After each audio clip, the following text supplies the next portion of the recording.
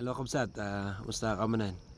Kahit ko lang agpalagip kabsat, ada ka man ti sitwasyon nga nasipnget wano agin inagaw ti sipnget kinlawag wano ada ka man ti sitwasyon nga nafag wano na blurred kabsat an mo nay makita ti turong iti masakbayan wano nya ti kakastana iti salunat mo kabsat, kahit kung i-encourage ka nga ni Apo Diyos adalat ta di abay mo adalat ta nga kayat nakang rescuean iti inyaman nga kasasaad mo nya kabsat, there's still hope in God nya Jesus is still reaching out nya so nga da kami dito iti kalsada ta I just stop by nya nakita ka ti fog it reminds me nga wan nga agpaiso adu ti aglablabas ti kastoy tata agin inagaw iti sipnget kinlawag minsan blurred nya hano pa'y makita tusto ti dalan mo but keep on kabsat keep on believing keep on your faith nya itultuloy mo nga agdayaw kini Apo Dios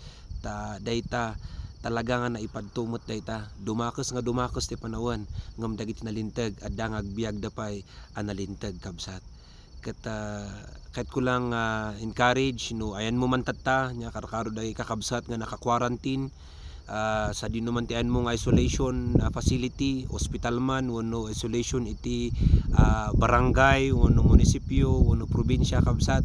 I encourage you nga basaem iti Bibliam kidi kabsat, deta 14 days nga quarantine mo, ited mo kini Apo Dios, basaem iti Matthew, Mark, Luke, John, nya iti New Testament, mabalin kabsat if you have time, nya pray to God, reconnect to God kabsat.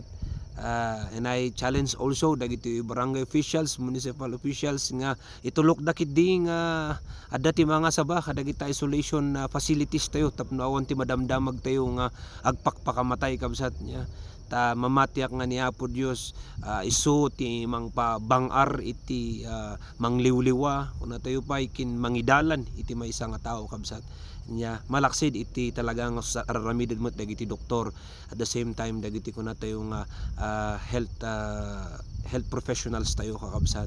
We pray also kadakwada tapno handamot nga ma-overburden.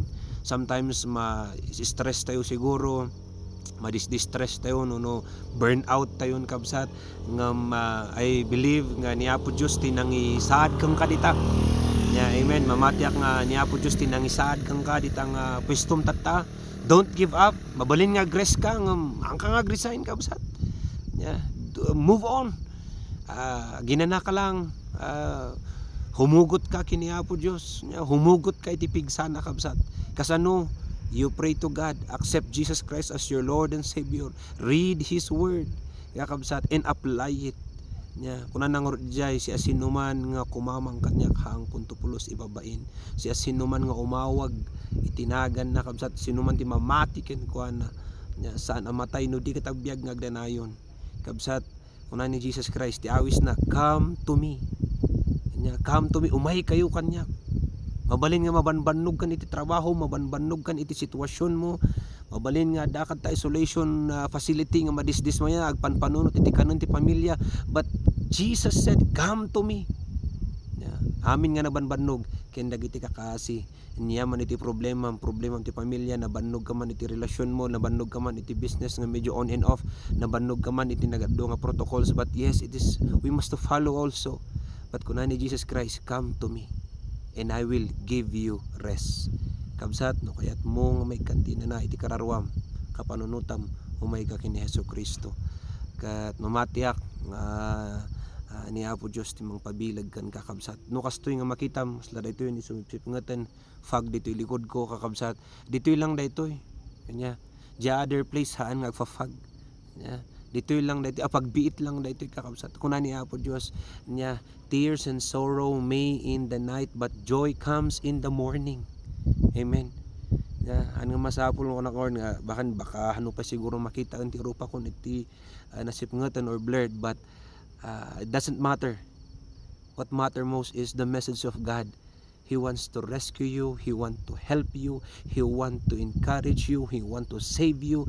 He wants to multiply you, kakabsat, and He wants to give you the best gift. Just say, Lord, I need you. Here I am, Lord.